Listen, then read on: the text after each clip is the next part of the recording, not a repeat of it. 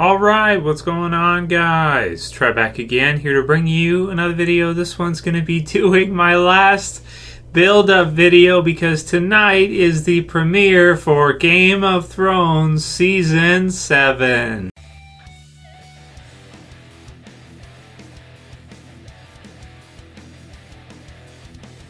And spoiler warning, of course, if you are not caught up for Game of Thrones, which is up to the Season 6 finale. So very excited for tonight. Can't wait to see tonight's episode. And of course, as usual, we'll have a review and predictions for next week's episode leading up to it, which would be episode 2 for Season 7. So 7 episodes this year. They took some time. They delayed it.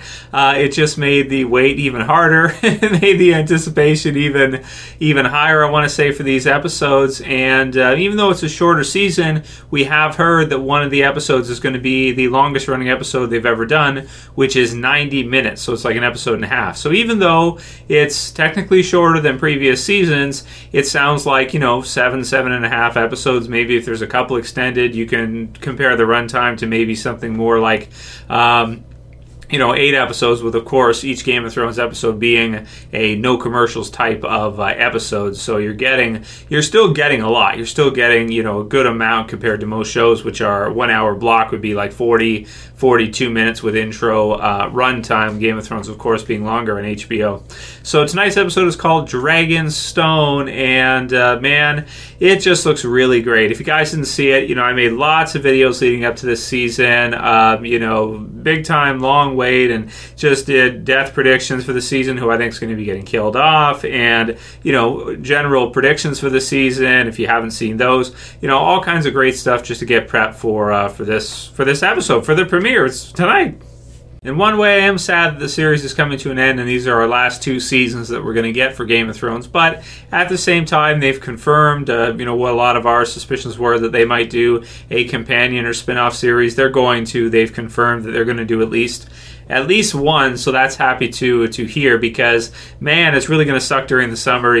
This year we got to see like late springtime not having Game of Thrones on. Man, after 6 years, this wait has just been even more difficult, because of course we didn't have that usual kind of runtime. And I gotta say, I missed it. I was cutting the grass, and usually I'm thinking about what next Game of Thrones episode is coming up. Like if I remember the Mountain and the Viper, I remember cutting the grass and being so excited for that episode, just be like, oh, I can't wait to see this episode tonight, because I was cutting the grass on Sunday before the episode aired. I was like, oh god, this is so exciting. So man, this season looks like it's going to be really great as well too. Some expectations for it.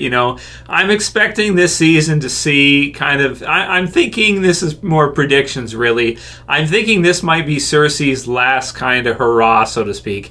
We'll see how much of her and her storyline spills over into season 8, and who kind of the big bad final villain for Game of Thrones really is going to end up being. I've kind of always thought that the Night's King would be the last final big villain for Game of Thrones, and that Cersei is kind of a, she of course is one of the biggest villains in the entire series as well too, and she's had a lot of time throughout. So I'm just thinking for this season, like maybe Cersei is defeated by the end of the season by Daenerys, and then of course she decides to join to help with the North against the White Walkers and their coming army. But who knows? I could be wrong. Maybe it'll go the opposite way, and this season will be a Night's King season. We have seen the poster. We have kind of his half of his face in that. So it does seem like we're definitely going to see some kind of battle this season, but it's just so hard to tell how this is going to work out to be Season 7 and Season 8, what's going to come first, and what's going to be the final big battle at the end, because of course this is like the most unpredictable series ever. So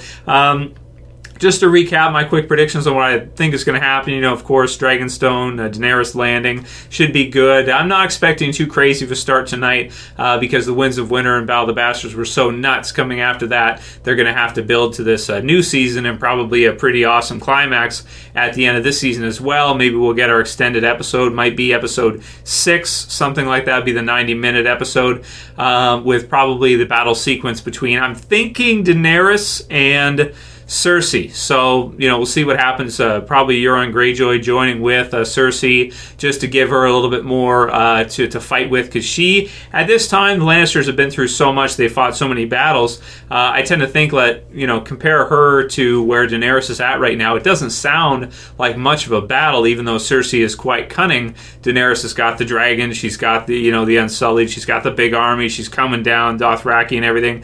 So, she's just got everything stacked in her favor right now. We got to see some stuff this season to even the odds up a little bit. I'm thinking Euron might be part of that, as well as who knows, maybe some things happening within Daenerys' army, and we'll have to see how that kind of breaks down and shakes out this season. But of course, the White Walkers and Jon and Sansa and everybody in the north as well too should be really exciting. And I am expecting to see some action from the White Walkers this season. It'll be interesting to see by the end of the season if they're able to pass the wall or not, how that's going to go, what's going to happen with that. Bran, of course, is in there as well too. So really, just crazy excited to see how this whole thing is going to shake down, because I really do look at Game of Thrones and see it as like, okay, this is about as close to a perfect show as you're probably ever going to make. It's genre defining. It's kind of redefined the fantasy genre. It's taken fantasy and it's taken it into a new realm that it's never been in before, where you have, serious adult fantasy. When you think of it, it shouldn't work at all. It shouldn't work whatsoever. Usually in North America, we're thinking fantasy, like, stories for kids, that kind of stuff, dragons and all this.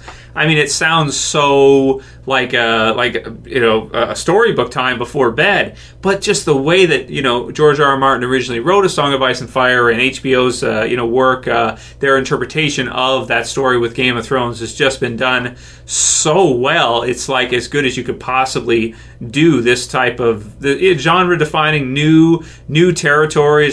It's been such an amazing series that this climax, I'm really wondering what's going to be the overall kind of message that Game of Thrones, leaves us with. Who's going to be the overall arcing kind of lead? It's an ensemble cast, but who's going to be kind of the standout for most people, or for, some people? Is it going to be Jon? Is it going to be Daenerys? Is it going to be Tyrion? Is somehow Tyrion going to take over and defeat his sister or something?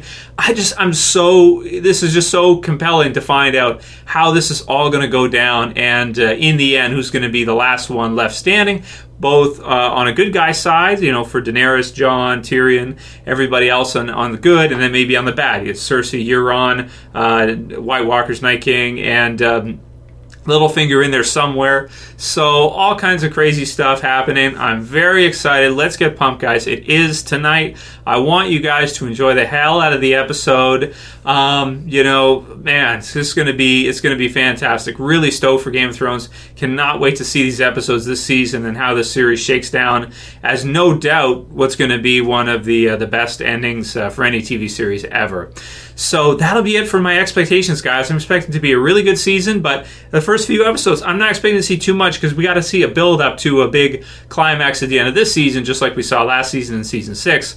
But that said, man, I mean, this show is just wow. It's so great. Even if it ended after season 6 with what happened there, it's already done things that I've never seen in any other show. I've never seen anything as epic as Battle of the Bastards. I've never seen as many main characters be killed off as were in the finale episode for season 6. So, and throughout the show. So it's just, oh man, can't wait for Game of Thrones. Really excited for it. And guys, enjoy the absolute hell out of it. And I'll see you back for the review after it's done. Really exciting. If you guys like this video, please thumb it up below. You can also share and favorite. And if you're new and you want to subscribe to the channel, I'd appreciate it. You can subscribe at the bottom left for lots more Game of Thrones videos coming for the rest of the summer. It's going to be awesome, guys. Enjoy the hell out of it, and I'll see you back afterwards. As always, it's Trev, and I'm saying peace. Later, guys. See you soon.